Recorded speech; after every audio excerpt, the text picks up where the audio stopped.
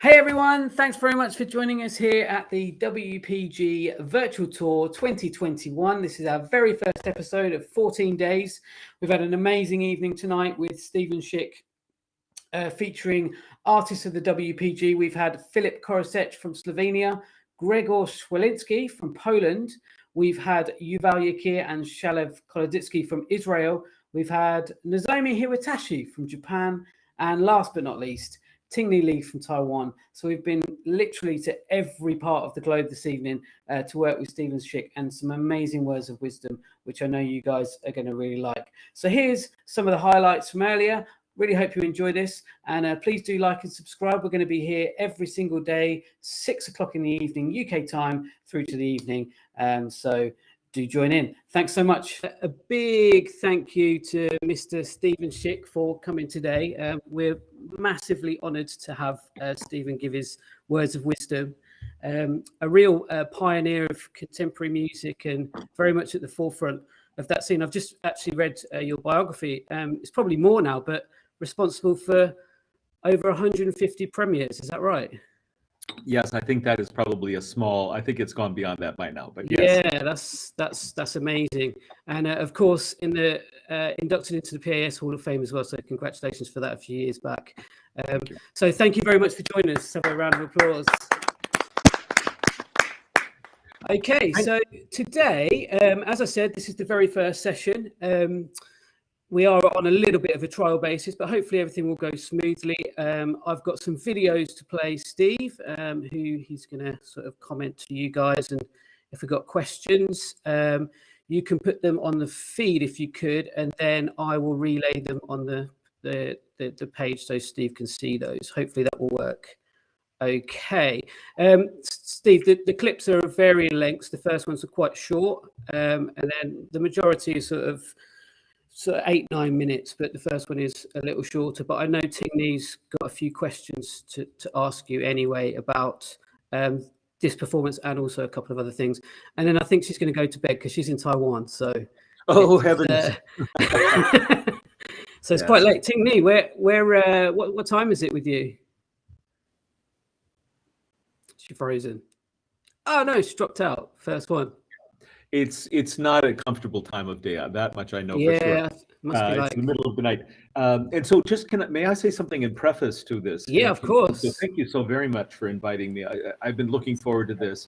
Really pleased to see your work, and in some cases I know of what some of you have done, and in other cases I'm meeting you for the first time. And I think what I will try to do, and because we have such a short period of time, is to say a few specific things and a few more general things, and then to the extent that it's possible, let you guide the questions. I am very interested always in figuring out what the relationship is between the motivation to play a piece of music and how we actually go about solving particular problems. In other words, to try to make more porous that boundary between the lives we live and the art we make. And so if you could, when we start, just give some thought to how long you've played the piece, what your motivation was for doing it, and where you are in the cycle of the piece. In other words, have you played it in performance? Is this a new piece? Is this an established piece for you? And we can do that really quickly at the top so that I have some context. The worst thing is that I will talk for 20 minutes about stuff that you don't care about. And so make sure to guide me to the best extent you can, and we'll be very, very efficient. So with that, thank you so much for being here, and I look forward to hearing your work. All right, fantastic. Thanks so much. So let's hand over to Ting-Yu then from Taiwan. Do you just want to say a bit about the piece and maybe your sort of learning process, and as Steve said, just give it a bit of insight? Hi, everyone. Hi, Steven. I choose this piece, Protest, because I like polyphonic music, and this piece have polyphonic textures, so I'm interested to choose this piece. And I play percussion to stay in touch with this part, but overall I enjoy and prefer more keyboard pieces and marimba. So yeah, I practiced this piece for maybe 6 months, and this video is the first time I performed on the stage. Yes, that's Great. it. Thank you, Ting-Yu, and thank you for staying up so late for us. I appreciate that. All right, so let's, if everyone could just mute their mics, please, that would be good. And then hopefully you'll be able to hear this. If you can't, can you give me a wave or something? But hopefully it'll be good.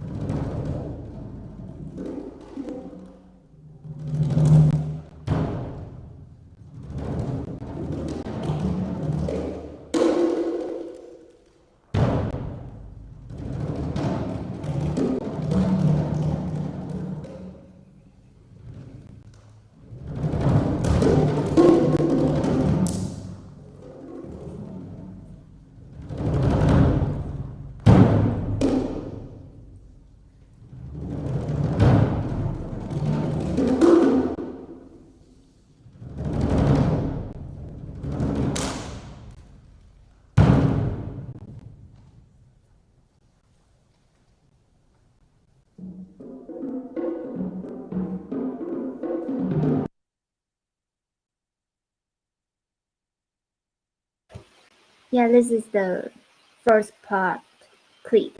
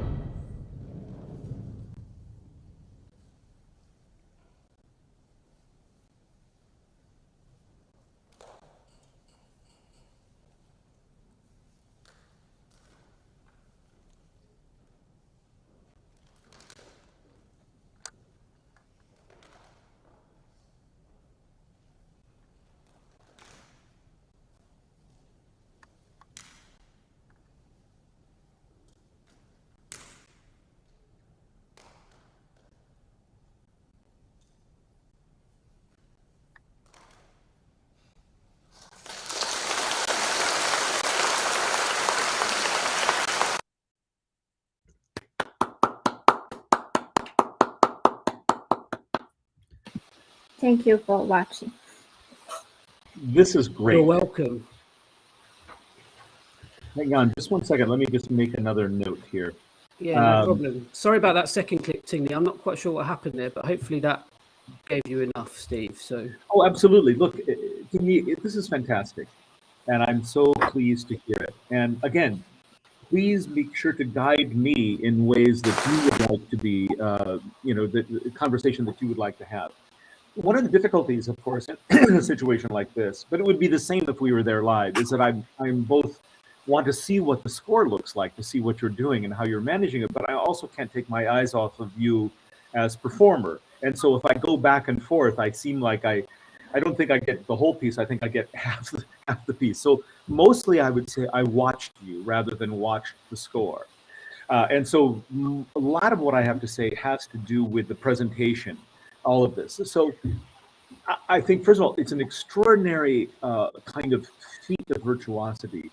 And what you really have in this score is a variation of the flow of very, very fast notes. These are not uniform in speed, but they have this kind of variation. And so one of the things I would love to see that you do, but I would love to underline for you, is to give the sense of where the piece is giving you resistance and where you're pushing through. Where is it easy to play fast? Where does it feel like the piece is asking you or providing resistance against you? So it feels like you're then engaging with a kind of almost living object in those instruments. So I do note in the score that there are variations in these rhythms. So in other words, it is not entirely 30-second notes or semi-demiquavers. I don't know which language we're speaking here, but but sometimes there are triple meters and slower meters, and it wasn't really possible for me to track everything and look at you. But one thing would be, ask yourself, are you making enough difference between the fast and the slow rhythms, even if they're in a very narrow window?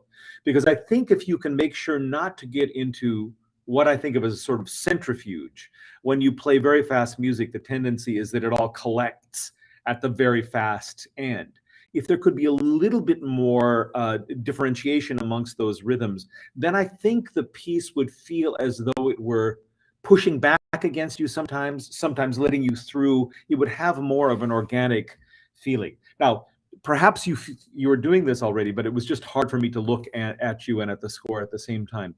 Do you know what I mean, what I'm talking about? Does that make sense to you?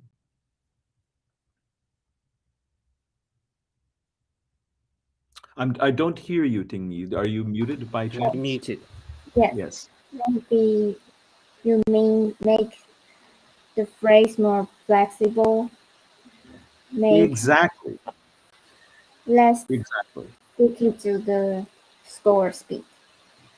And I think there are two ways of doing it. You could interpret this flexibility as a kind of flexible movement, a continuous movement between those fast and very fast and slightly fast rhythms.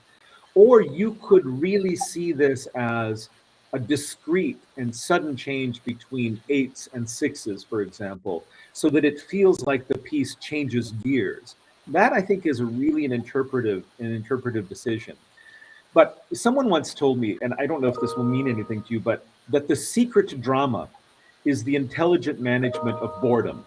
So when you have something that is very, very similar all the time, what you're actually looking for are ways of making slight changes or differentiations, because that will provide the dramatic impetus. So that's one thought that I had by this. The other thing is that this is clearly a ritual, and you bring a kind of ritualistic energy to it. You talked about polyphony, and we didn't hear quite as much of the polyphonic part as we heard of this kind of, it was just a kind of flood in a way, but there is a ritualistic aspect, the way you hold yourself at the instruments, the way you attack things, the way you stand back.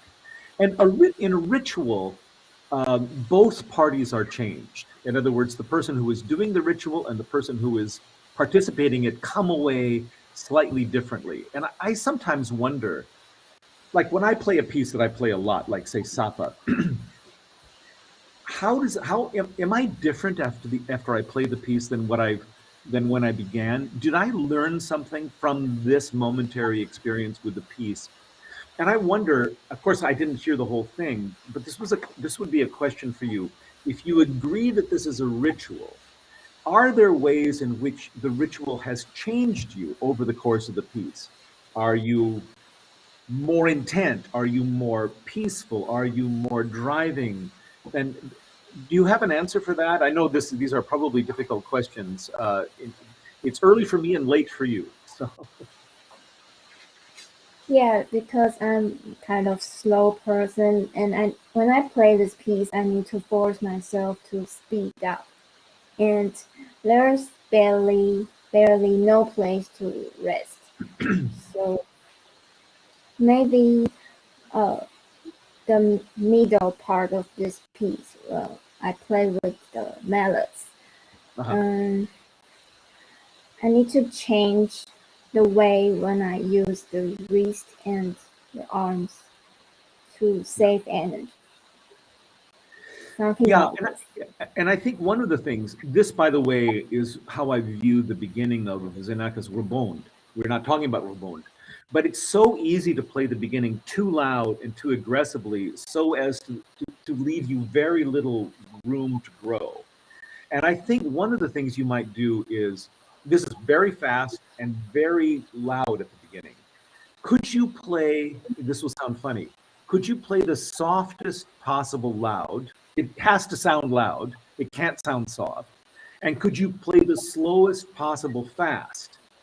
It has to sound fast. It can't sound slow. But can you position yourself at the bottom of that spectrum so that you have some place to move and to grow and to go? If you are from the very beginning completely up against the maximum of everything, then the only thing that can happen is that you stay the same, or perhaps even get less. I think that you might want to give yourself a little bit more room than that, or maybe you can play faster than that, but I know that I could not. So it feels very much maximum. That's one piece of advice. I have a totally crazy idea, but because it's music and we can try these things out in different concerts and you can experiment, this is probably a bad idea. But I almost wonder what would happen if you changed the orientation of the instruments so that that you had your back to the audience at the beginning, and that you played with your back so that when you turn around and you play your body in front of us, you are literally for the first time facing the audience. As I said, it's probably a bad idea. But what this piece reminds me of at that moment, of course, is Corporel, the Global Car piece, where it is a question of how much do you show yourself at any given moment. And I wonder if you held something back, if you made something hidden at the beginning, either musically or physically, would the moment where you reveal it, where you turn, or where you go to a higher energy level, could that be more impactful? As I said, please know that we're just experimenting. Have you played repertoire to this that is similar? Not at all. This is the first time I try this kind of. I hope you won't think this is presumptuous of me. We don't know each other, but in a way, I feel you're playing these drums like it was a keyboard. And the difference between playing a keyboard and playing what we call multiple percussion, although I really don't like that term, is that in the keyboard playing, your goal is to differentiate things so that you take an instrument that has one color and you try to pull other colors out of it. When you're playing what we call multi-percussion, what you're taking is a bunch of things that are naturally different from one another, and you're trying to create unity from that. So I think you're approaching this like a keyboard. That's not a bad thing, but this is not a criticism at all. But I wonder, even perhaps in the way you tune the drums, perhaps in the specific drums, could you find a way so that each of these instruments has a more separate voice, rather than the kind of marimba model where you have basically one bar after another that produces the same sound? And so that would really mean asking you to treat a set of drums as a group of individuals rather than a collection of the same object. Does that make sense to you at all? Yes. I supposed to select the unique instrument for this piece, but in this short time, I couldn't find any special instrument for this piece yet. But I agree. I appreciate that. I'm not sure that you need to go so far as to find very particular, very precious instruments. But what if you simply dampen things a little differently, making the top drier and the bottom more resonant, or the other way around, so that you build in some resistance in the set of drums that you have as a tool. I don't think it should be very much. I think he's actually composing this piece as a kind of keyboard, but something that when you focus on this, like this reminds me in a way of playing Bach. You have these moments where you arrive on a certain drum, the one that would be bass clef F at the bottom, for example, or the metals that arrive on a certain thing that feels like a kind of harmonic point of arrival. If those notes could have a slightly different voice to them, then I think you would have an easier time of knowing what to do. I think part of the reason you run through things so much is that there's nothing resisting you, there's nothing stopping you, there's not a uniqueness about a given instrument that would make you say, oh, I think we need a little more time to have this in our hands. So I think it should be a small change. Although, look, this is what music is. This piece could be the basis of an experiment to ask yourself, how different could these voices be and still belong to a group? That could be the experiment that you're doing. And in a way, I love that experiment because it relates very clearly to how we live in the world. How can we get different voices together and still make a community, still make a group? You can actually try this out on percussion instruments. And you could do a version, if you have the instruments, if you have the ability to put them together, one which is completely homogeneous, which is kind of what you have. Another on the other end extreme, which is every instrument has a particular voice. And then perhaps there are ones in the middle where you could experiment with how you make little groups of differences or slight distinctions. This is what music is to me. It's a laboratory to try out ideas which you actually want, which actually have impact in non-musical life. What questions would you have for me, Ting-Yu? Otherwise, I'll just talk about the stuff that's interesting to me. I want to ask you, if you play this piece, what kind of instrument would you like to use to try? I think I would either do exactly what you did. In other words, have an homogeneous set of instruments and find slight performance differences on each instrument to bring them apart, to give them individual colors. Or I would go to a situation where there were real differences, small but real differences between the instruments. In other words, a conga or a djembe instead of a tom-tom, or higher bongos, so that when you play the totality of the set, you find these subgroupings or slight corners. And so I can imagine doing either. But your version is very, very compelling. But I wonder if, even at this point of great accomplishment that you have, could you find a way to continue to experiment? I know we just have a couple of minutes, but one of the things that I would like to impress on everybody is that the way of practicing, where you sit in a room, you perfect a piece, and then you take it very carefully from the practice room to the stage, like a waiter trying to deliver a full martini. You don't want to spill a single drop, and you leave it there. That leaves opportunities that you haven't explored. I think even when you're playing a piece, you should see it as an experiment and as a chance to try new things out.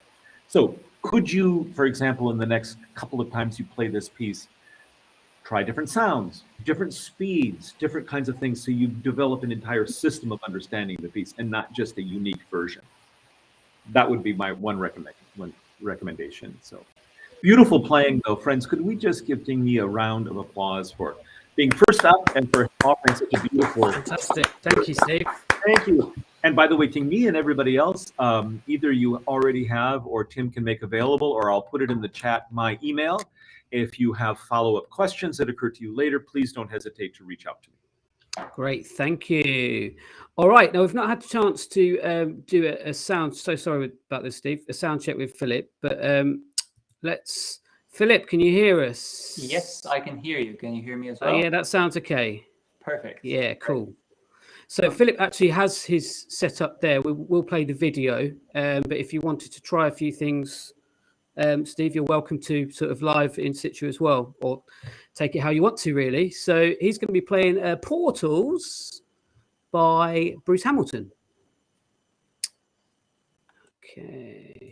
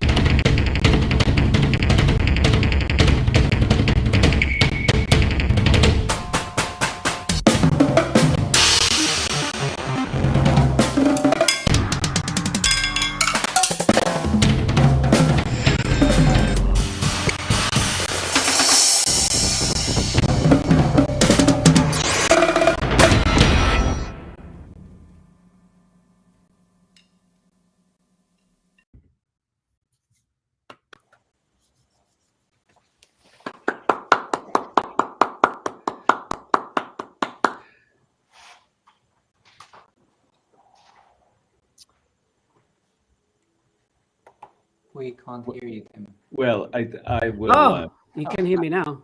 Yes. I just so you know, I put everyone backstage. They can still see you, so Okay, great. it's just to make it clear for you to see. So, Oh, all yeah, right, so sure, and that's fine. And I'm also happy with people just sitting around the table. So whatever you say, Tim, that's fine with me. sure. Sure. Let's put Philip on the screen. There you are, Philip. So Hi. first of all, wow. Thanks. There was a time in my life when I was concerned about the level of upcoming artists and what would happen to the percussive art. But when I hear playing like that, and when I hear playing like Ting-Yu's, I am, well, it's been a long time since I've had any real concern, but that's just wildly impressive in terms of what you're able to do and everything. Can you just give me a little bit of a backdrop, just as we've asked from Ting-Yu about your, when you've played it and how long has it been and why you started and things like that. Yeah, so I started learning this piece about 2 years ago, I would say, and I just wanted to kind of get it done for a concert. I had 3 weeks. It was way too much work for those 3 weeks, but I did my best, and I learned it then, and then I had about a year break, and I picked it back up again for a concert, and then my final exam back in Slovenia. And then I left it to sit a bit again, and I played it on like a competition of sorts here in Sweden. So this is roughly, I performed it a couple of times. I've known it for roughly 2 years or so. I think that, yeah, that makes a lot of sense from what I just heard, especially the idea of leaving it and coming back to it. I don't know how you feel, but when I have learned a piece under time pressure, especially the kind of extreme time pressure that you described, 3 weeks to do a piece like this, that very often that embeds habits that I wish weren't there into the piece. And so what you need then in order to fix that is some time for the body to forget what you have taught it to do and to start again. So did you find that was true, that the breaks were helpful to you? Yeah, absolutely. Especially in the last part when like the drum and beat starts, there are quite a lot of things you have to hit, and it's very rhythmical. And then of course you would want to be very rhythmical with the tape. So getting that to be very clear, it seemed almost impossible before, but then when I picked it back up again, it was much easier actually. Yeah, that makes sense. And are you listening to a monitor of the tape, or is there a click track that goes along with this? No, this is when I recorded this, it was just the tape. There is also a click track that you can use, but I actually couldn't get my phone to play that, so I just used the whatever tape is supposed to also be heard, and also when you're playing on the concert, that just makes more sense, I think. Yeah, no, that makes a lot of sense if you can do that. By the way, just the kind of language that we presume to be normal in 2021. I couldn't get my phone to play a click track. When I was in your situation at your age, that sentence would have made no sense at all. So here we are in 2021. That's great. One of the interesting things of listening to a piece for tape and live performance on a recording is that it equalizes the live and the pre-recorded parts, because we're listening to everything pre-recorded. Yeah. And I thought what you did really, really well, or what the recording really did well, was to give us both the tape, we'll just call it tape, although it's not on tape, I realize, the tape and the live feel like they come from the same acoustical space. And that's actually one of the biggest problems when playing something like this in person. I wonder if partly it's the way you had things mic'd, and if so, if you thought about that, then I think that's really good. It felt that your playing was fairly close mic'd. Because of course, when you have digitally generated materials, there's essentially no performance distance between the sound and the speaker. Everything is foreground. It's foreground. It can be soft, it can be loud, but it still feels like it's coming from the front. And so in a percussion piece where you've probably really for your whole life thought about how to make fore, middle, and background kinds of distances, that becomes really hard in terms of mix. So one question that I have for you, and it's an actual question, so if you have an answer, that's great, is do you see yourself as a duo partner to this tape, or do you see the tape as an accompaniment to your solo part? So in this particular piece, I think it's leaning more towards the duo partner type of situation. I think it's so closely intertwined in a sense. The composer uses both like very strange sounds of, ping pong balls and doors and stuff, but also sounds of xylophone and woodblocks that I'm actually playing at the same time.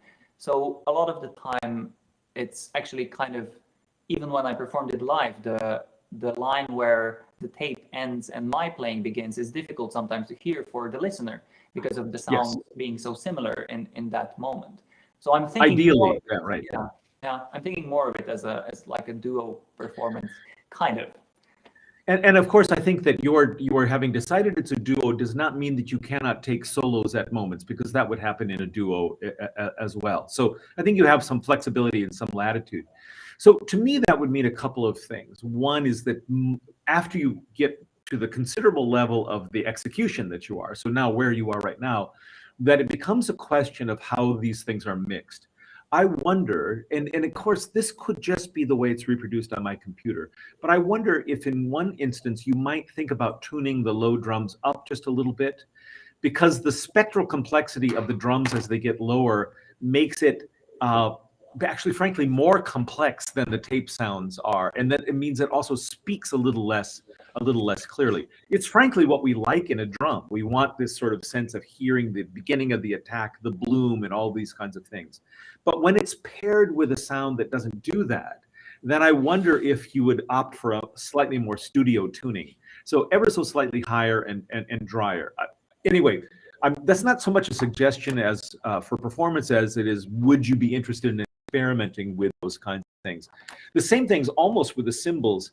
On my playback, they didn't ring too long, but I was imagining what it might be like in the room, and would there be too much of an envelope for the cymbals to mate with the electronic sounds? Now, to the extent that you see moments as soloist, then of course what you would like to do is to cultivate the other side, to make the drums and the percussion sound different from the tape. And that is one of the things that every person who plays with electronics has to deal with. One of the things, I mean, of course, playing with pre-recorded sounds is basically the opposite as playing with live processing. Live processing always is reacting to you. What you want when you play with the tape is to give the impression to the audience that the tape is reacting to you. And so you know that this thing is going to be the same way every time, but how do you indicate to an audience that there's spontaneity in the tape part? Like, how do you get this thing, which is going to happen anyway, seem like it's listening to you? And that's actually really kind of a high bar. I find that that's the same problem that we have in Temascal, the Javier Alvarez Maracas piece. It's the same problem in Stackhausen Contacte as well. It's the same problem in every tape piece. So you do that really well. I thought that at the beginning, the spots I thought you might want to think a little bit about are spots where there is more space in the percussion part. When you're just madly going through xylophone or drums or everything like that, there's not enough time for us to consider what the relationship of reaction is. But at the very opening, I'm wondering if there would be a way that you could make, my first note was, what is the stroke that you're after? So because you're playing this as though it were a kind of open percussion solo part, but the electronics are coming out as though the stroke is really fast, like almost staccatissimo the entirety of the time. Even if the sounds are resonant, the attacks feel very directed. So I wonder if even when you have a lot of space between the notes, if you were to shorten the stroke, make them tighter and therefore drier, whether that would bring you closer to the environment of the tape and therefore give us more the impression that the tape might be reacting to you as opposed to being in two different worlds. That's one way of looking at it. The other way of looking at it is you start in two different worlds, and over the course of the piece, you merge them. Now, these are big, sort of large scale, what we could call 30,000-foot interpretive ideas, which you need to cultivate before you can make those specific decisions. But I would love to be left with a stronger idea of what your Philip's overall sense of your relationship is. You know what came to mind also? I don't know if you know the British sculptor, mid-20th century sculptor, Henry Moore. Henry Moore made these large kind of massive sculptures, stone and other kinds of things. And in each one of them, there were holes. And at a certain point, when you're looking at Henry Moore's sculpture, you realize he's actually not shaping the object, he's shaping the empty space. That the sculpture is, in essence, what is not there, not what it is there. He creates a shape of what's not there by providing something. And that's how the beginning of this piece operates. I wonder if you can think of the music less as the notes you're playing and more as interesting shaped silences between them. And I think that's actually what the electronics is doing also. Now, I don't think any of these things I'm saying is a very big idea. I think what you've done is already to establish all the big things, the fluidity of the performance. What I'm trying to do for you right now is to provide you enough interesting ideas so that this piece will be playable and interesting to you in 5 years. We never really talk about how do you sustain something like what you've just done over a long period of time so that you take advantage of the enormous amount of work you've done. And very often when we start learning something just on the basis of, especially if it's really hard, you end up with a kind of perfected product, but that doesn't give you anything beyond that to think of, and therefore no reason to come back to it in 10 years, say when your life is different and you want to measure yourself against this piece that you once loved. So what I would love to do is inject small questions to you. What is your relationship with the tape? How does the mix go? Are you creating silences or are you creating sounds? So that these questions become interesting enough for you to go back to. So there you did the light sensor go off? Yes, yeah, exactly. Great. We are really coming to the close because the clip was a little longer. And I'm sorry, I probably talked about things that are not interesting to you at all. Do you have a question that would be, responsive, or that I could be responsive more to the things that you care about? Yeah, I'm maybe this is a question that's not doable in 3 minutes that we have left, but I had quite a lot of difficulties with the first part, especially the brush part. No matter how much I played it, it just never seemed to kind of work I just wanted to groove it, like kind of in a sense, but it just never worked. And I'm wondering if you have like anything to throw out, kind of. Yeah. My thought, and I noticed the same thing, I felt some discomfort there with the way you played that. And that is, there's so much groove music in the piece. Could you be contented with it not grooving at the beginning? Could you be contented with letting the piece teach you what a groove is, so that as you move on to more cohesive sections of music, you, again, as we said to Ting-Yu, that the piece teaches you something and you end up having been changed by it. It's the very beginning where I think, could you actually think of the music as the spaces between the notes rather than the notes themselves? And this would take you through essentially up to the first tempo change, I think. And then by that point, you have been transformed. And I know we're running out of time, but the one thing I would also, and this is a general thing that I would apply probably to everybody, could you think of tempo changes not just as a change of speed, but as a change of behavior? So it means faster, but it also means that you have a different approach to this music. This comes from an analysis of, or thoughts I have about Philippe Manoury's Livre Clavier, the vibraphone solo part. He has all of these changes of tempo, but to me, they mean that different kinds of performative behavior are asked for, not just different speeds. So I think that my suggestion about the opening is that you not try to make it groove, that you let this coalesce, and that you think of the music as the photo inverse of what it is, rather than, think in terms of silence and not sound. Okay. Yeah. Thanks. I'll try it out, see if it works, how it works. But thank you. I would love to hear how this works out for you, and thank you so much for a wonderful performance. And friends, if we could all just give Philip a round of applause.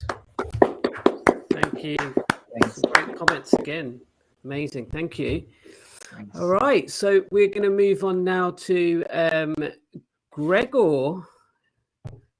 Here he is, coming up. Hello. Hey, Greg.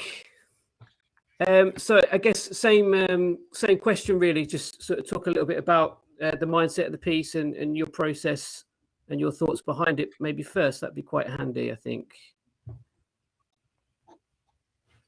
You're muted. Hold on. Try again. Hear me? Can you hear me? Yeah, you're good. Yes. So actually, the video which I sent to you, it's actually my first meeting with Safa, the first after a few weeks of working with the piece. So that's why I actually wanted to talk with you, Steven, about this piece, to really hear some ideas in which direction should I go after. And what about piece? I mean, it's one of the greatest pieces which we have in the solo percussion repertoire. So basically, I wanted to just check what's in the score and what's the piece about, and I did, and yeah. Great. Can I say how much I appreciate also, as much as I have appreciated the polished performances we've heard, I also appreciate having a chance to talk to somebody who is in process and not just presenting something that's finished. I think that that it gives us much more to talk about. So thank you very much for that. All right, shall we go ahead and hear it?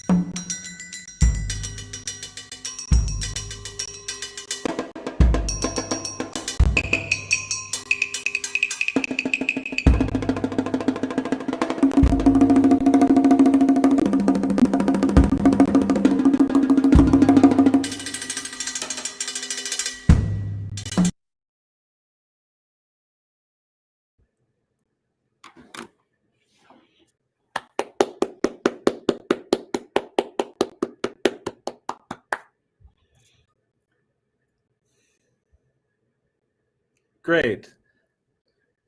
Greg, that's really wonderful. That's really wonderful. So can we start with the same question that I've asked everybody? Can you just bring me up to speed about where you are with a piece and whether you've played it? And yeah. Oh, and I don't hear you. Hear me now? Hello, hello. Yes, I can. Perfect. Okay, so actually, my first question, I heard many performances of this piece, many great ones, and many great musicians played this piece before, and I was like, each time I was hearing more or less the other piece of music. So my question is, what you thinking about to keeping the tempo, like keeping it as much straight as possible, and to connect it with the thinking about the piece as a fugue, as a polyphonic, as a musical, as a phrasing also. I mean, I don't know if it's clear if you understand what I mean, but yeah, but for me at least, what's difficult to combine the mathematic straight thinking of the groove of the piece with the phrasing, with the you know what I mean. Yeah, I do, and I don't want to quibble over words because that's not really, and I do know what you mean. I don't hear this piece as a groove at all. It is regular, it is repetitive, but a groove really rests on strong and weak beats that create a sense of perpetual meter, and I don't hear that in Safa. I hear a lot of rhythmic energy. But let me back up and present this in one way. To me, to understand Xenakis, you have to think about the X. You know, one part of the X is Xenakis, computer musician, architect, mathematician, Greek resistance fighter, the 20th century person. The other part of the X is an ancient Greek who is more at home in the 5th century BC than in the 20th century. And so to understand Xenakis, you have to really understand both aspects. So there is a dark magical ritual about Safa, and then there is the stochastic methods. And you can't really choose one or the other because you'll be turned into two extreme aversions. So they really are pulling at each other all of the time. So nothing you did makes me say that, except I want to just introduce a kind of backdrop for the ideas. How is this frankly related to the poetry of Sappho, if it is at all? That's where the word Sappho comes from. And I don't know if you've read Sapphic poetry, but there's a beautiful, at least in English, a translation that has the words on the page the way they were found. In other words, the papyrus has mostly been eaten away and eroded and disappeared. And so you see these poems which have blank space and then 3 or 4 words and then more blank space. So perhaps that's some way that we can understand the big silences in the middle of the piece as music that is actually there, but we just don't have access to it anymore. Just like the words of Sappho are there, but we can't see them anymore. So I think there's a kind of poetic stance that everyone needs to adopt to understand this piece. And then obviously there are interpretive problems and there's the stochasticism and things like that. When we get back to less poetic things and more practical things, one of the things I think we wanted to decide is, how do the groups work in this piece? You have A through F, correct? 3 instruments in each group, except for E. And so the question is, how many groups are there? And in fact, I think that's always the question with Xenakis. How many things are happening, and what is the relationship? When you think about the piece Pléiade, have you ever done the sextets? Have you ever played Pléiade? I've never played. I know the piece more or less, but I've never played it. Yeah. So Pléiade is the 7 sisters, the 7 stars, right? And if you can find it in the sky, they're so small that they seem kind of fuzzy, and you can squint your eyes and you can see 7 things. And also you can look and you can see one thing, because it comes in and out of focus as many things and one thing. To me, this is the great metaphor for Xenakis. Are there 6 groups, A through F, or is there one group? And how do you, as the percussionist choosing instruments and playing, determine that? I think your answer to me is really that there's a group of skins, a group of metals, and then a group that kind of migrates, that wanders between skin and wood. You know, what could be A sometimes played on skin, sometimes played on wood. And so to me, you have three groups going on. Again, this is not a criticism or anything. We're just trying to understand what you're doing. So one of the things is, how are the groups relating to one another? I noticed that you use 4 of the same mallets. If and only if you decided that you wanted to make more distinction amongst the groups, that this was your goal, you could hold outside and inside mallets that were different, so that when you come, and I was watching, and I think you have stickings that would work this way. So when you come to the top of the first line and you play the A instruments for the first time, you could play them with harder mallets, for example.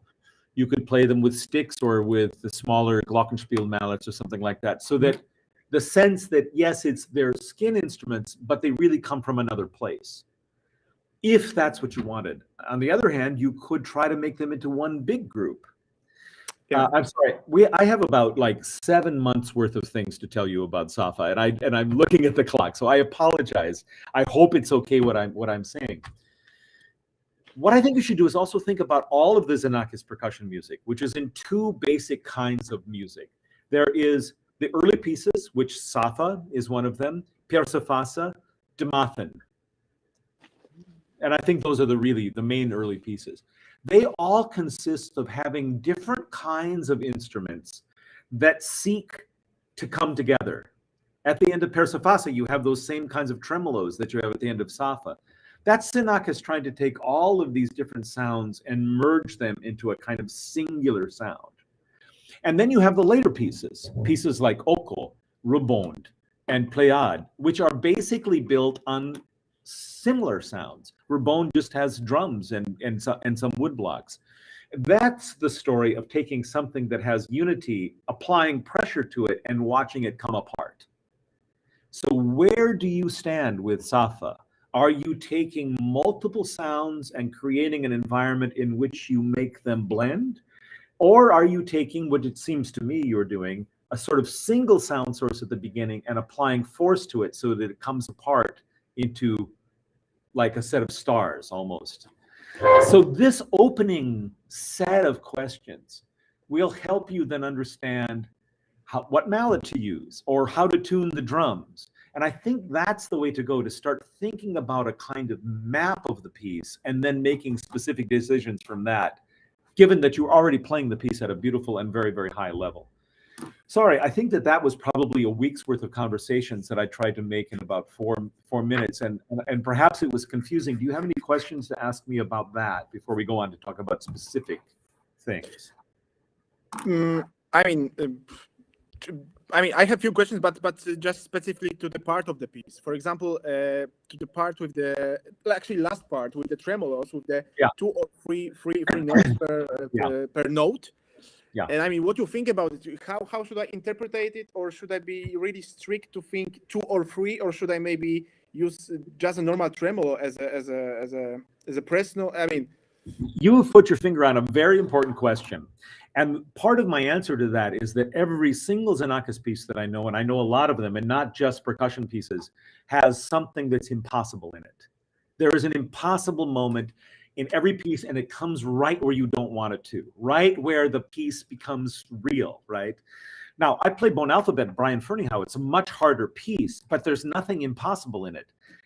Every Xenakis piece has an impossible thing in it. And so the question to you is, what is he asking you to do? He is, in essence, asking you to unmask yourself. And then all of a sudden, instead of Greg, expert percussionist, you become Greg person because of your solution there. And so I have, for that reason, always opted for just trying to play the fastest tremolo. I want to come to this impossible place and just all of a sudden find another level for myself. And so that's why I don't ever use those kinds of machine-like or mechanical solutions. I want that thing to create this mythological moment in the piece.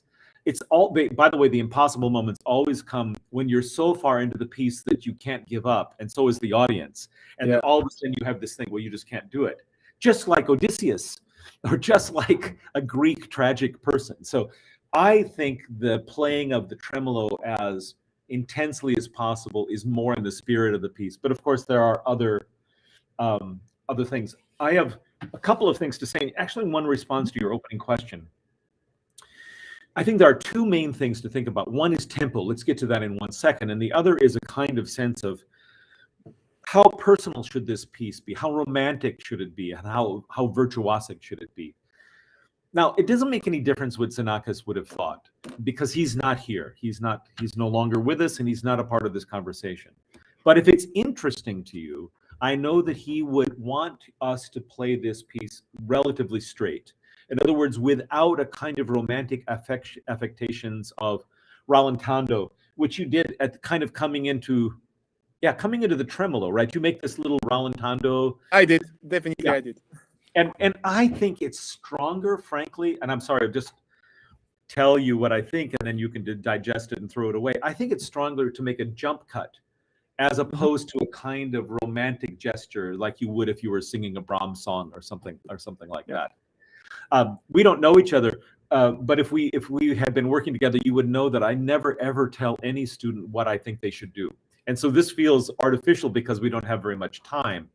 But I do think that the avoidance of a kind of personal romantic stance is in the style of the piece. So not really heroic, really more lonely than heroic. This is a melancholy piece, not a piece about strength. It's a piece about being alone more than anything else.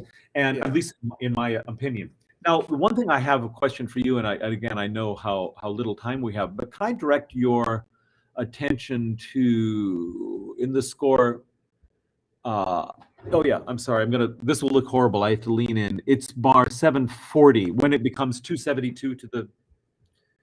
Bar number 740. Yeah, 740. It's always a good look when you lean really close to the screen. Yeah. You I'm sure can see quite clearly from the score that what you have here are different versions of the same opening rhythm. Da da ti ba da. And I think that I didn't quite hear that as clearly as I know it can be played. So in other words, the top line being 5 notes apart, and then the bottom being 11, etc. And so these are just 3 different tempos of the original metrical idea. And so I think it's a little too blended for my taste, and I would urge you to see if you can make a polyphonic reading. So just to be sure, you mean that the changing tempo to 272, right? I do. Yeah. Okay. You can see that basically it's the same pattern. If you look actually no, I'm sorry. Yeah, tempo 272. You look at bar 770, for example, and look at just the upper line. What you're really hearing is a slightly slower version of the beginning. Yeah. Definitely. So what would be great to hear is 3 levels of that same material in different time. And to kind of finalize our conversation, I'd like to ask you what your opinion about the tempo indications are.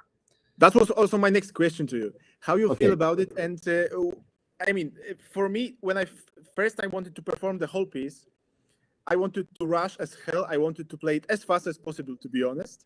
Why? Because I don't know. I'm asking myself. But it's a really interesting question. I'm asking myself why until today, and I cannot answer it. But for now, I feel like this piece is much more interesting when we holding the tempos, and when we kind of staying in the tempos which is written, more or less, at least. You know, this reminds me of this line from Beckett, from Waiting for Godot, where he says, one of the characters says to the other, I can't remember who's saying, he says, I can't go on. And the other one says, oh, that's what you think. So the idea of a human being trapped in time, wanting in a way to rush through to find a way out, but being in a situation which will resist that, I think is a strong poetic force here. I understand why you want to play it fast, because I like to play it fast also. It gives this sort of like exhilaration and sense of triumph and everything. But the only recording I've ever made, I played it slower than I normally do in concerts. And when I listened to it, I thought, oh, this piece is about melancholy, and it's about being isolated. On a musical level, it's about how do we hear rhythms or do we hear meters? If you take the opening at 152, and if I play it exactly at 152, dump, jump, jing, dump, jump, jing, dump, jump, that's what it sounds like. If I play it slow, dump, dump, ti, dump, dump, ti, it doesn't sound like twos and threes, it sounds like this. If I play it really fast, which you're allowed to do in the score because it says minimum tempos, right? Exactly. Yeah. And then you could make it sound like this. Yum dum ti da da ti da ti da ti ya da da da da da da ti da da ti da ti da ti. Sounds like Stravinsky, sort of mixed meter, you know, or maybe more like Antile, not quite as good as Stravinsky. And so for me, the ambiguity of 152 is great because you hear it kind of in between a meter and individual notes. So I guess one thing I would experiment with you if I were in your situation is, how can I find a tempo which allows me to go in both directions and which does not provide a clear-cut answer? Basically, Xenakis is saying, this is the story of a human being who searches for answers but will never find them. So the more answers you give us by being either heroic or choosing a tempo that feels like it's in a clear meter or grooving it or whatever, the more easy answers you give, the farther away you get from the original question, in my opinion. Yeah, yeah. I know Tim is telling me we're out of time, and I understand that, and I'm so sorry because this is a longer conversation. But do you have any valedictory thoughts for me, last minute questions or ideas?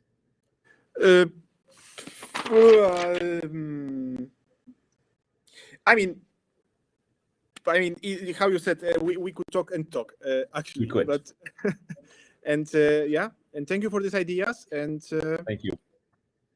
Yeah. Great. Can everybody give Greg a round of applause for a beautiful performance? Thanks Beautiful. so much. Thank you so much.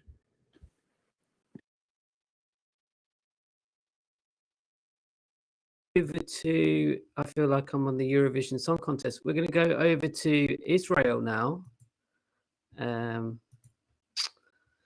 We've got the Balagan Duo. Hey, guys. Wonderful to see you. Are you in Tel Aviv? I can't hear you, though. Hold it.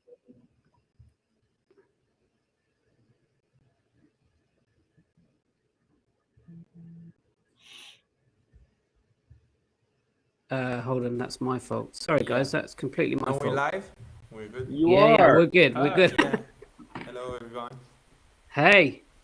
How are you? So, yeah, good. So, Steven asked, are you in Tel Aviv? I don't know if you heard that. Yeah, we heard him. We are actually in a city nearby, in Netanya. It's just 25 minutes drive from Tel Aviv. I know Netanya. I've been in Israel several times, although not for a while. So anyway, wonderful to see you. Excellent. So again, we could use 25 minutes to chat about all of our mutual Israeli percussionist friends, but let's move on to your playing and yeah, fantastic. So the Balagan Duo from Israel, they're sort of a newish formed duo, 19 years of age, I believe. And you're going to play Metamorphosis by Avner Hernani. Now, yes, you've that's right. gone to quite a lot of effort to set mics up and stuff. Actually, it does sound okay, Stephen, if you wanted to do a little bit, but maybe there's not enough time. But we'll just see. So I've got the video. So, guys, again, like everyone else, do you just want to talk a little bit about your preparation of the piece whilst I cue the video up? Sure. So we are, first of all, like the journey of finding the right piece to play was interesting because both of us really want to benefit as much as we can from this course. So we rather choose something that we didn't do as much before, and something that really one of the coaches can like give helpful comments on. And we choose Metamorphosis by Avner Hernani because it has like a really interesting approach to minimalistic music. He himself sees like as the next. He talks like he's a teacher and educator here in Israel, and he wrote this piece in 2001. And as he talks about this piece as the next generation of minimalistic music. It's like minimalistic music with a groove inside the minimalistic music. Yeah, so he's like he took some of Steve Reich's idea of minimalistic music and made it his own. So it was quite interesting to play and really interesting. Like how should we treat it? Like how to approach it was an interesting.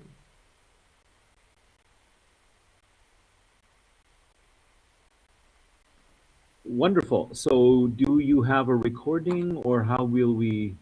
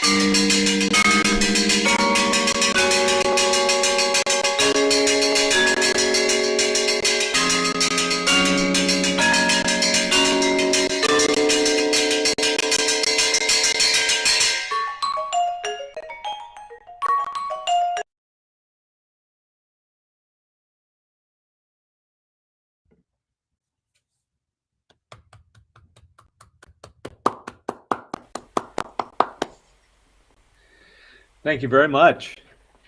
Beautiful. Thank you.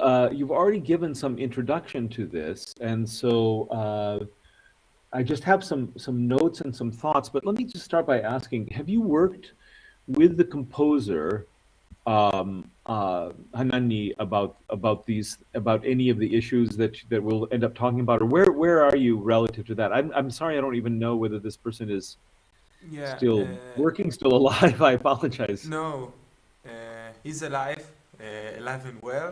Good. But we weren't.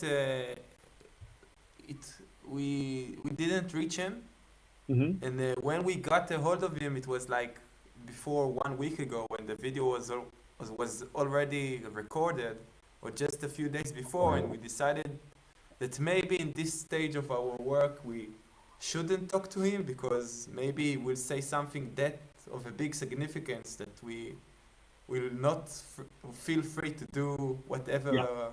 work we already did. We worked on this piece for 2 months, something like this, maybe a bit less. Well, you're learning music faster than I am these days. I can tell you that. That's excellent. And by the way, I'm not suggesting that you should always work with a composer because you're right. You can't ask the composer a question, get an answer back, and say, "I'm sorry, we're not going to do that." That you enter into a kind of relationship then, and so I think that question of whether to involve the composer or not is a separate one and a very interesting one. But partly I'm asking because there are some things that you do with dynamics, the choice of the metal instrument, etc. Yeah. And I wanted to know how much of that was coming from you versus the So- composer. These are your ideas. So he wrote a really nice, like few pages with the score, and he wrote there that you can do whatever you like, Yeah, just do what you Uh, want. most of it, and I can explain like why we did what we did. Like everything, obviously, was kind of calculated. So Yeah. like I I have mean, an first of answer. all, that's really nice to hear that from the composer. It's not incredibly helpful. You can Yeah. do whatever you want to, but it's Like John Cage. nice. It's like John Yeah. Cage a little bit. Yeah, but that is not really true of Cage. Cage might have said that, but he had very particular ideas about taste and things like that. So Cage is actually, I think, almost the opposite of that. Let's not talk about Cage because we're not. But I think people come into Cage with the idea that you can do whatever you want to. But he never felt that way, and I don't think that's really true. One question I have is when you talked about Reich as an influence. Are you interested in making this sound like Reich, or are you interested in making a slight difference from the way you would normally play, say, Nagoya marimbas or something? We definitely would like to make a difference and really lean into the direction that the composer meant. That it's Mhm. like sort of with no, with all of the respects to Steve Reich, that's the words of the composer itself, like a next level or next generation that when I first heard it, I was kind of shocked because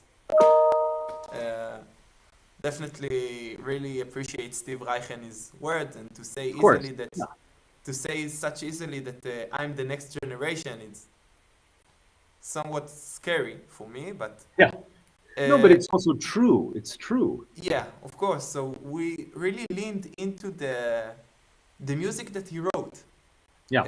So can you talk to me a little bit about I'm interested in the decisions about dynamics. Yeah. In other words, starting slightly softer, crescendoing, and coming back. How do you see that? I don't see changes in the music that prompt that, but it's also very, very effective. So if you're interested in doing that, would you do some things in the middle, for example, to take that idea and make it more elaborate a little bit? Can you talk to me about your dynamic approach? So we really like learned. In the start, we want to make a magical experience. Like we want to come in, and the audience come into the piece. Yep. So we want to get quiet how much we can. So because in minimalistic music, it's not in second you in the piece. You have to have 5 minutes, I think, when you got inside the piece. So we want to start how much work you can. Yeah. There are different ways of understanding soft and loud, though. One is a soft in the kind of 19th century bel canto. If you're singing a Brahms song, soft means intimate. It could mean sad. It could mean welcoming. Sometimes soft is just distant. In other words, you could imagine soft as being a very loud sound that takes place a long ways away. And I think that those distinctions could be interesting here, because one thing that I think is very typical of this style, again, feel free to change this, but having played a lot of this music and have played a lot of it with Reich and other people, is that there always is a kind of attack at the beginning of the note. So I like the idea of being soft for the very reason that you said. It feels like there's more space in the piece. But I wonder if it can also still have that kind of rhythmic and really joyous element that happens at the beginning. I wonder if that could be the flavor of the soft, rather than a soft that feels more intimate or sentimental. I'm not coming up with the words very, very clearly, but I hope you understand what I'm saying. Yeah. To me, again, I know that this is not Reich, and so I completely understand you. But this music to me is at its basis, in this piece, is at its basis joyful. And so I think joy has to be heard all the time, even when it's soft. Now, you do that beautifully, of course, but I think you can sharpen that aspect of it. And so also when it becomes loud, it's also joyful and not kind of heroic. So I think that that's one thing to think about a little bit. And if you're interested in changing dynamics, as you obviously are, maybe there are other opportunities in the middle of the piece to move a little farther forward, a little farther back. I would encourage you to follow that thread. It's clearly important to you.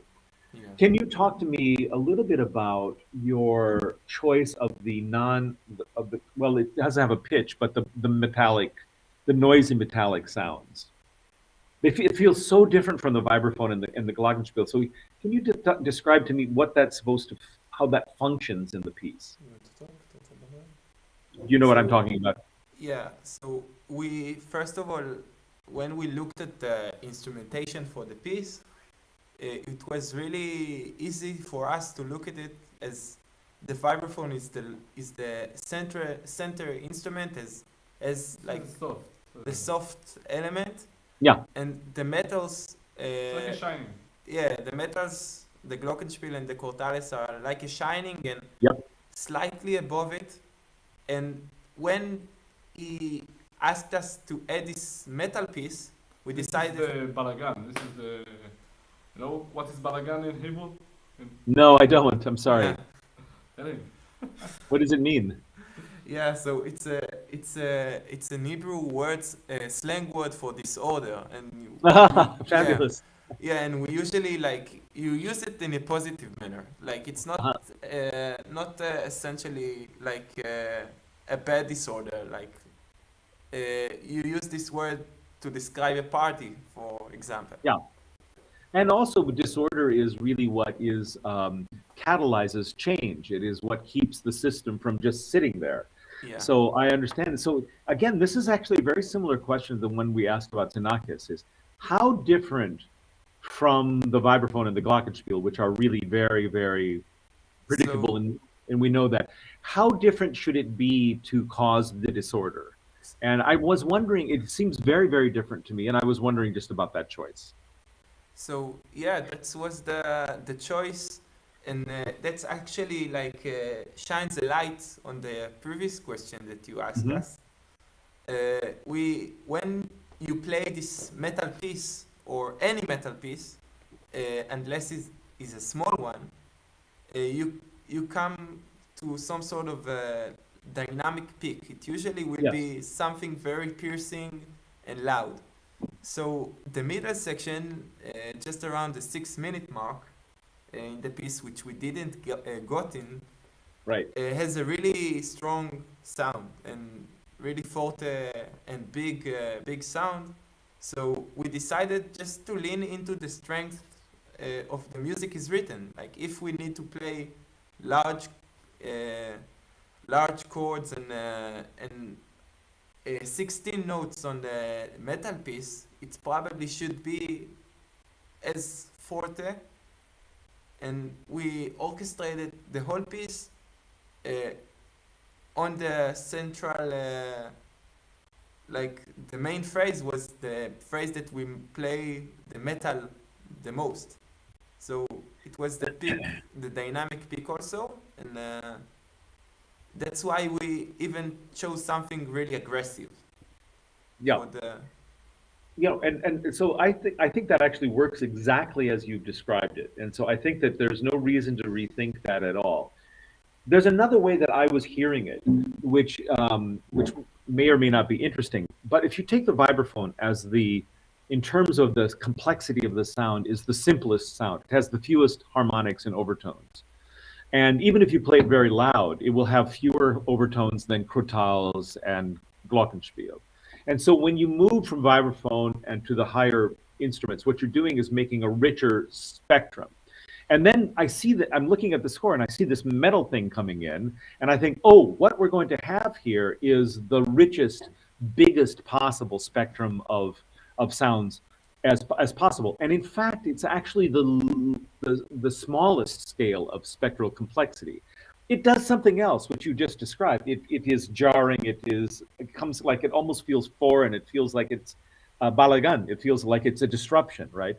So, I mean, this is neither here nor there because you're playing the piece, I am not. But one thing I would have been tempted to do is to find some sort of bell that has the kind, like the most amazing resonance / complexity, so that the piece builds up in spectral complexity and then starts to merge back towards that. And that would then underscore the dynamic changes that you're making. And again, I think what's fascinating is to consider alternate approaches, especially if you don't use them. So in other words, my telling you this is not to say, oh, look, I think you should use something else. No, not at all.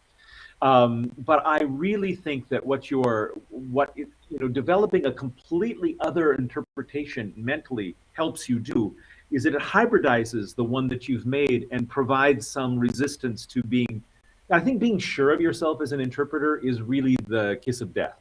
I think you should always have some alternate universe in which pulls you off. That essentially would be the balagan to your own interpretation, something that challenges what you thought. So when I suggest these things about dynamics or instrument choice, it's not to get you to do something else, but it's to get you to imagine a situation in which there's an alternative universe. So, yeah. Anyway, I all of a sudden I'm seeing the chat line for the first time, and there's just a lot going on. So I apologize for being slightly distracted. I don't know where we are in time, but I had one more thing I'd like to approach, and I'm just wondering if there are changes in the stroke between the vibraphone, the crotals, and the metal piece that could help clarify the polyphonic, relationships in the piece.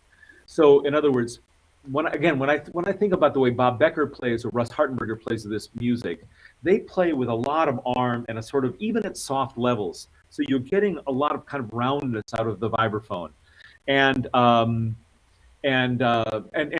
crotal could have a shorter stroke, and the balagan piece, we'll just call it the metal piece, could have a really staccatissimo stroke, so that you really hear them as three different levels. That could be something interesting to experiment with.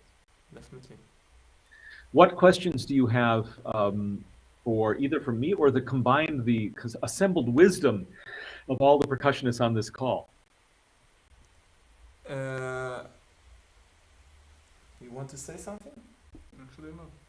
Yeah, actually, all your insights were very helpful because I really find it one of the nicest things in our world, that you can easily change an instrument or a stick, and it makes a whole difference. And actually, I just thought of different bells that we can find and bring, or different mallets. And when you talk about the way we stroke the instruments, we only took very careful calculation on the vibraphone, like where Mhm. to use pedal, not where to not Yeah. use it at all. But It's obvious. Yeah. we really didn't do it with the metal piece.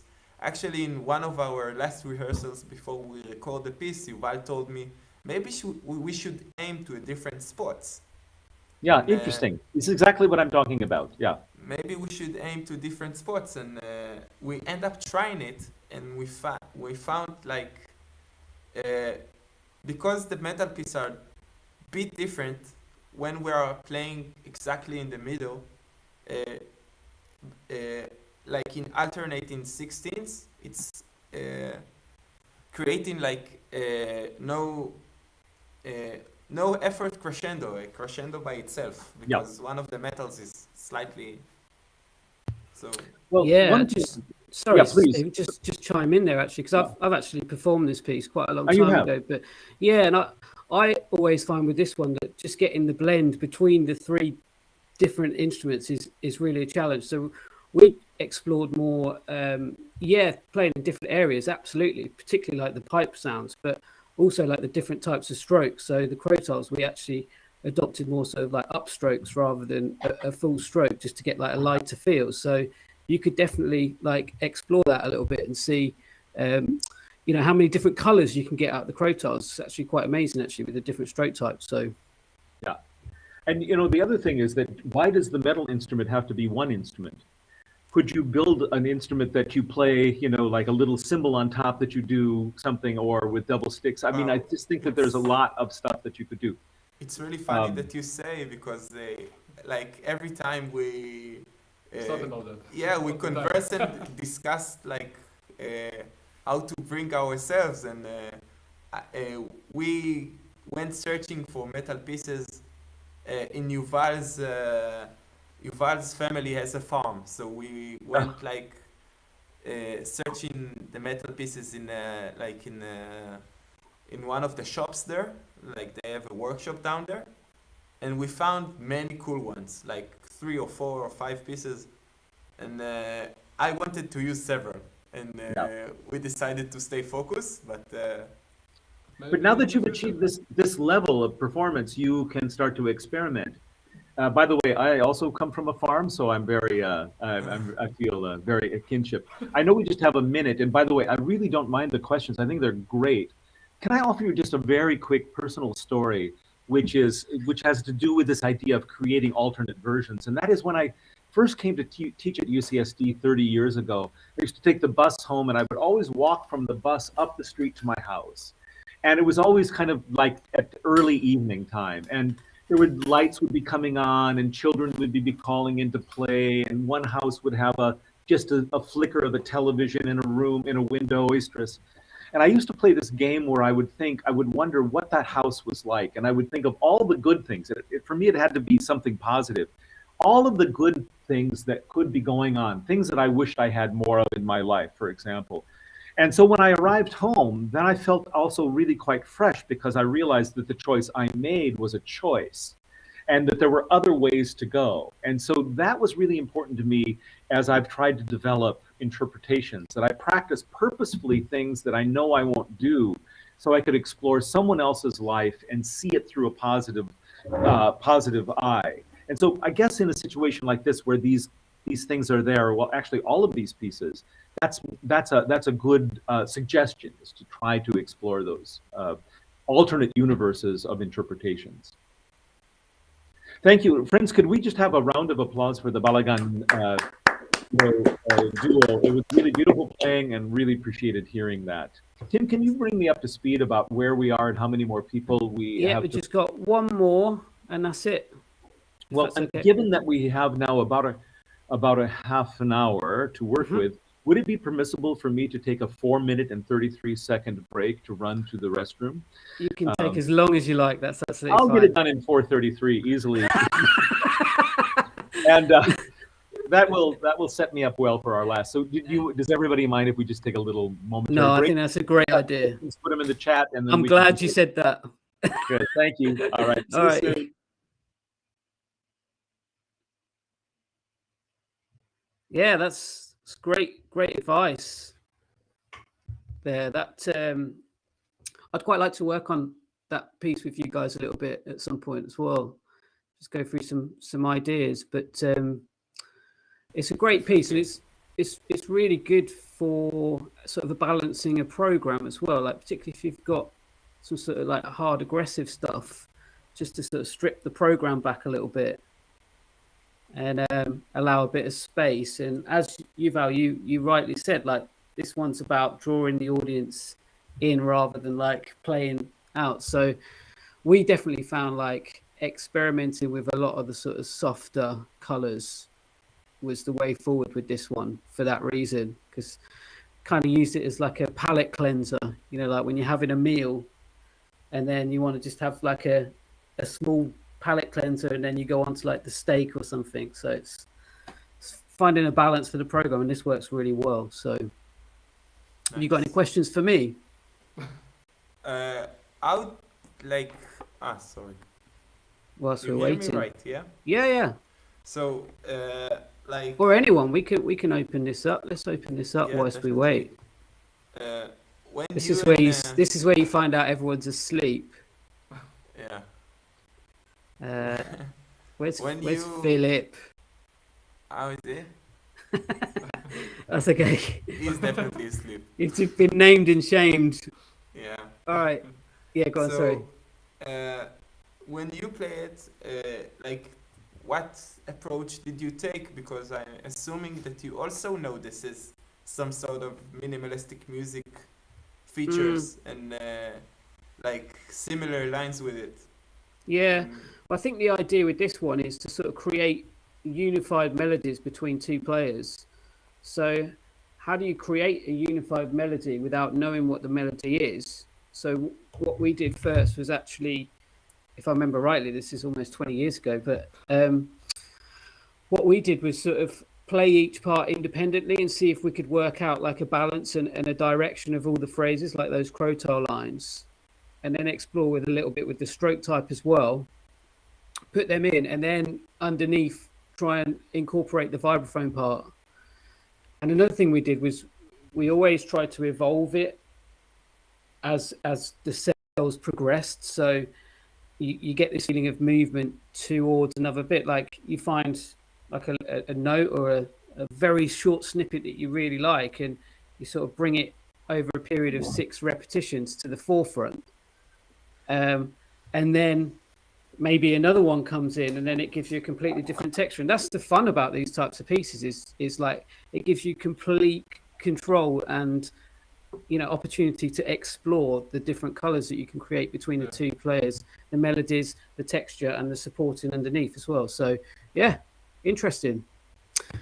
All right. Hey, can you hear us okay? Totally great. And Balagan, would you give my friend Aaron Bor my best regards when you next see Yeah. him? Actually, my mom was at his son's wedding. His Oh. son, yeah. Before 2 days ago? Yeah. Oh, his- wow. His son Dekel got married just 2 days ago, 2 years ago. Well, 2 I days remember ago. him as a very little boy, so Yeah, I know him just as a fierce jazz guitarist, not as a boy. Crazy, and really good player.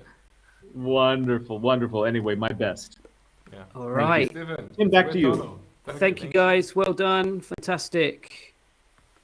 I'm getting the hang of this now. This is good. All right. So our final performance is going to be from Nozomi. Hey, Nozomi. Nozomi is originally from Japan, but is currently studying in Germany. And as you can see, she's with Greg as well. So they're doing the project. Hey, Greg.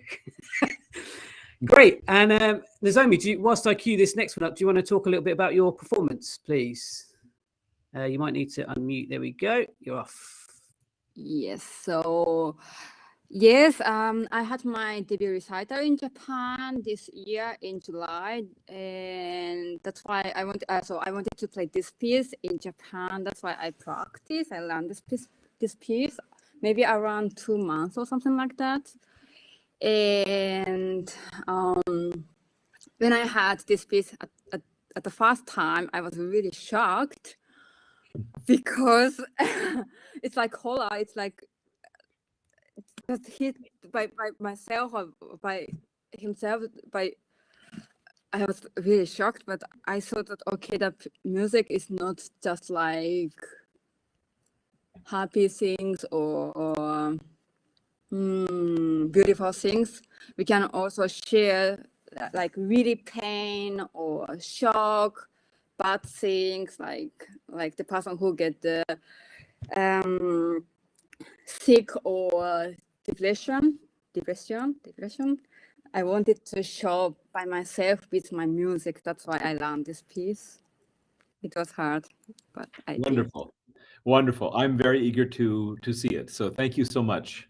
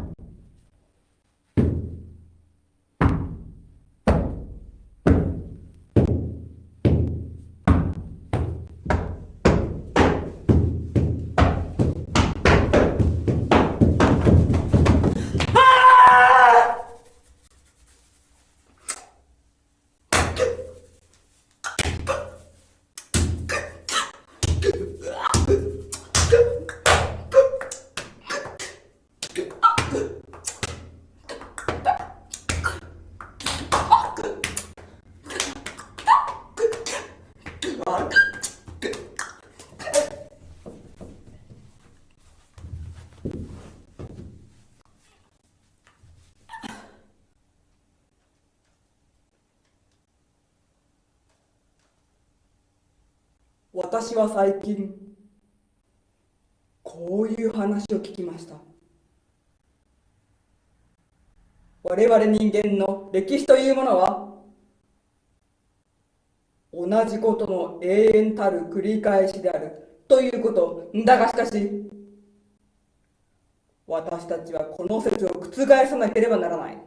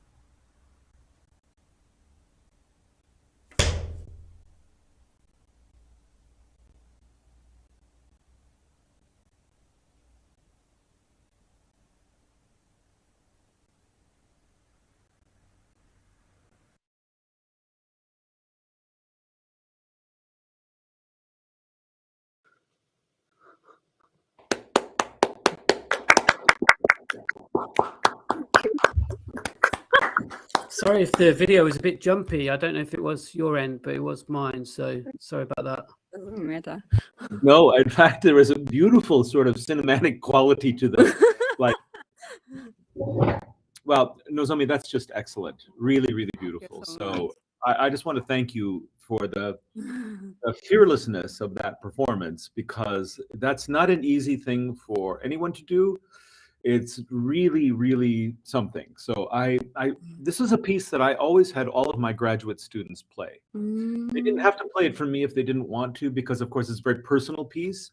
But I always wanted everybody to feel like what it was like, both to be a percussionist, both to be the person that hits something and also the instrument itself. Like before you play Safa, before you play Tsiklus, it's nice to know how the instrument feels when it is hit. So I think that this is really, really strong. I have so many things. Again, this should be a 2-month conversation. But since it's going to be a 15-minute conversation, let me start by, where to even start? Do you know what I'm sure you've thought of these translations, but the very first instruction, the very first thing, tatone in French. Can you talk about what that means to you? You know what I'm talking about in the score? Tatone, where? The very first thing you do, it says, you see right under number 2, there it is, and it says when you go from the face to it says tatone. That's his instruction.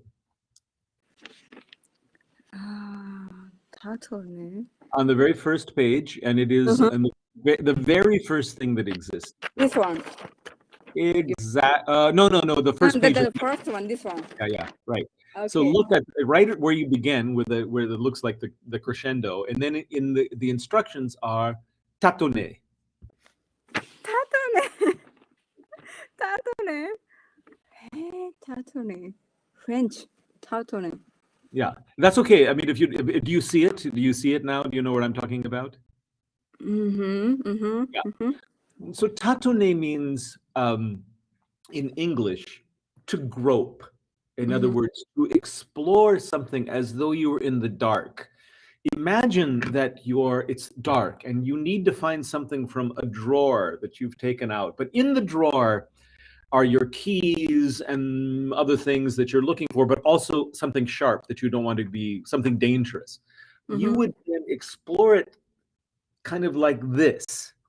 And I think that's what Globokar, I think that's what Vinko was saying at the beginning. So Tatune is a little bit more like, Oh, I like, see. what is this? What is this thing? And like you don't know yet. Now you position this piece very strongly as a kind of ritual of intense emotion and almost violence. That's what you said at the beginning too. Look, it's really amazing. It's really impressive. But I wonder if you would make the violent parts of it seem more dramatic if not everything was violent. I So understand. like Tatune is this like this moment that's suspended. And then the other thing about this piece, sorry, I'm taking my glasses on and off. It's okay. Tatune, okay. One of the questions is, when do we first, how is the body revealed? Now, of course, in a performance, we see you sitting there, but the piece actually just reveals this much of the body, right? And then this much, and then this much, and then pretty much everything. So one of the things that my question is when is the first time we see your eyes open? Because we start like this, right? Yeah. We do like that. Is it there? Or is it later? Do you do the whole first page?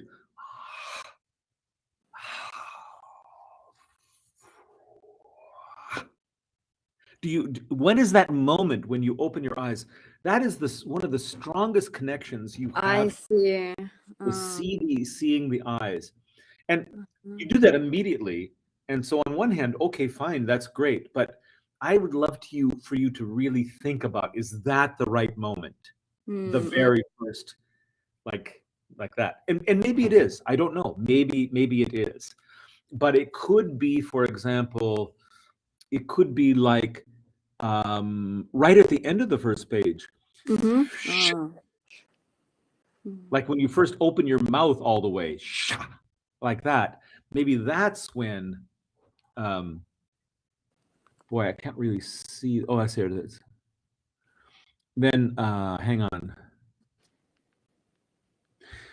Then another question that I have for you is, the score is very concerned with vertical distance, right? Yeah. But it doesn't say anything about front to back. Yeah. It doesn't say anything about side to side. And I sometimes think that you were working very well in this direction. Yeah. But that you didn't think much about, like, even you don't explore this very, very much. You also don't explore moments where we see the side or even maybe the back of you when you're standing and the fight at the end. Could some of that take place with your back to us so that we see you emerge from this much to this much to your whole body to the side and the front and everything? So by the end of the piece, a whole human being has emerged. I think that could be kind of interesting. I agree, yeah. For me, this is one of the things that I always think about with this piece. You have two kinds of structures. One is pure music. Look at like the top of, or the middle of the second page, tempo 76. You know, it's just written out. It's just music, right? It's just music played on the body, musical notation. And then you have something like the beginning of the third page. Oh no. Or rehearsal 15, for example. That is no longer in musical notation. That's theatrical notation, kind of. It's just a theatrical, dramatic instruction. Those two things, I think, are positioned in the piece quite far apart. I wonder, could you think of this as a series of tableaux, a series of photos? Some are musical, some are theatrical, and that there's really a lot of difference between the two. Like you're a musical person and you're a theatrical person, and that they're two different voices, and that maybe the goal of the piece is to find a way that the musical thing starts to seem more theatrical and the theatrical thing starts to seem more music. You get something complete.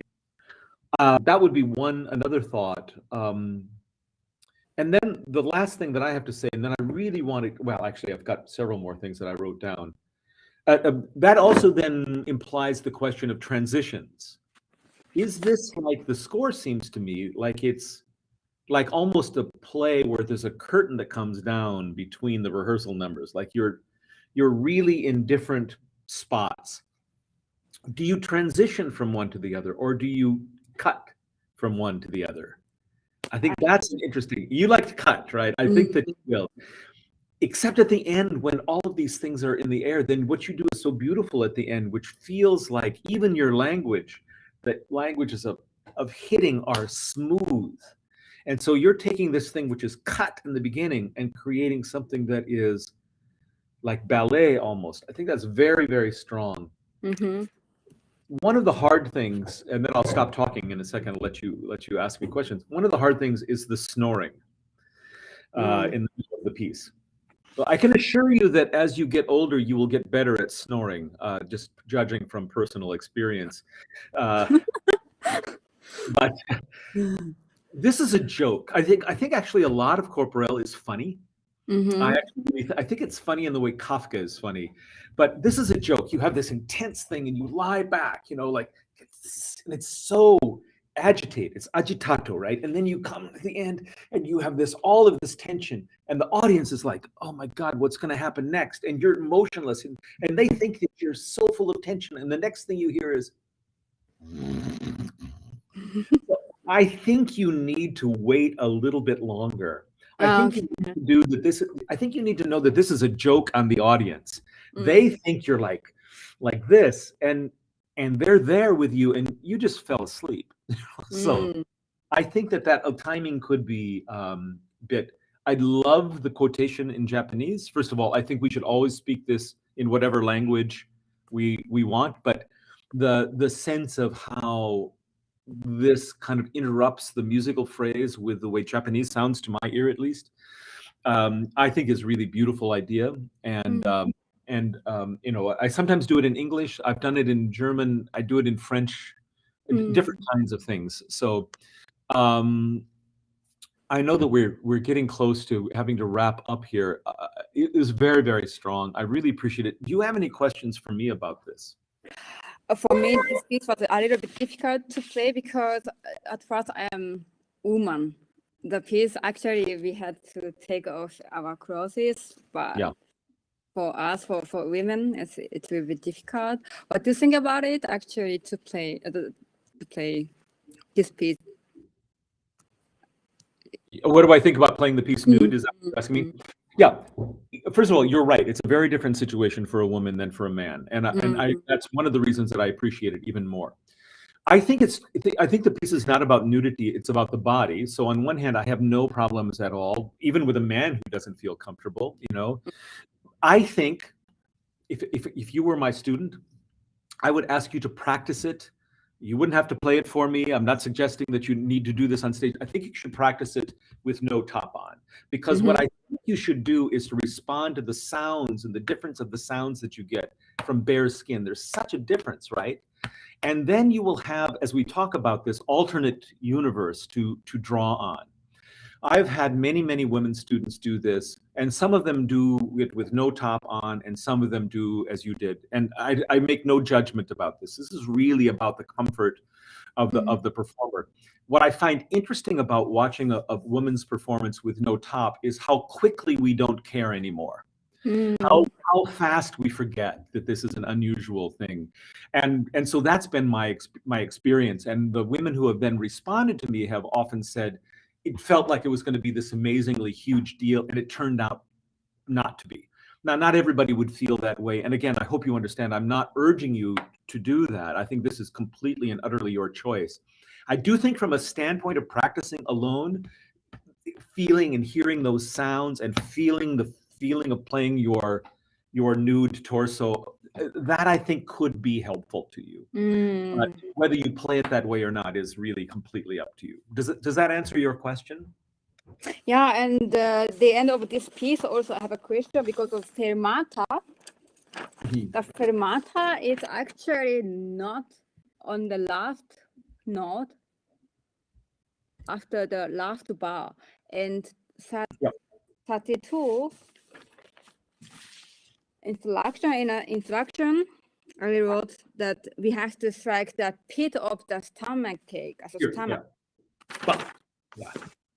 And then infermata means here or actually here, the last note. That's my question, because at first I hit my stomach, and after that, okay, I thought that after the bar I can see the fermata. That's why I did by myself. I know. I saw that. I was wondering. Yeah. I think your solution is very good. I would imagine this: fermata, stomach, black, no light, fermata in the dark. Is what I think this means. I see. Okay. The patience that you had with the end, and I know we're probably already over time, but I have to say, the patience that you had considering each stroke as opposed to just kind of like going crazy was one of the strongest things you did. And it was very impressive, the fact that, we saw you think, I will take this hand and I will hit this body. That is very, very strong. This idea that you are aware that you are thinking about it. I think it's really beautiful. I see. Thank you so much. Thank you for coaching. Thank you. And may I say first of all, and to everybody, if you have follow-up questions for me, if you play, your piece and you make a recording and you want to send it to me, please do. If you have something you would like, we could just do this just privately, and I really am grateful to Tim for setting this up. If you've got something else, you want to try something out, and you just want to send me. Do you mind if I put your email in this private chat? Is that? I hope you will. Thank you so much. Okay, let me do that now. And so, Nozomi or the Balagan, anybody, if you want to say, I'd like to try it this way, and I want somebody just with an outside point of view to listen to it, I hope you will let me know, and I would be happy, to respond as quickly as I could. Great. There you go. That is it. Exactly. Well, thank you so much for your time. 2 hours of wisdom. Amazing. And it was a huge honor for me. Thank you very much. Thank you for sharing this. And thank you, Tim, for setting it up. You're welcome. Great. So I think Ting-Yu left us quite some time ago. But, yeah, I would hope so. Yeah, but that's fine. So nothing really remains to be said really. Then thank you, Steve, and everyone else. We'll see you again tomorrow for the second round. I think we've got 14 of these evenings. So Steve, if you've got if you've got any students that are interested as well, to check out on the Facebook page. Every night we'll be doing this. So we've got 4 amazing concerts at the weekends as well, this Saturday and Sunday and the following one. So wonderful. Congratulations. I hope our paths cross again. I would always be happy to be in touch with you, and best of luck to everyone. Thank you so much. All right. So that wraps up day 1 for WPG. Thanks so much for tuning in today. Many more days of exciting percussive activities happening. Just tomorrow, just to let you know, we've got Alexei Gerasimis working on Adventurous Rebonds, a waltz for Debbie, and some Beethoven as well. So hopefully we'll see you all tomorrow, and tune in throughout the day for some updates. Until then, sleep well.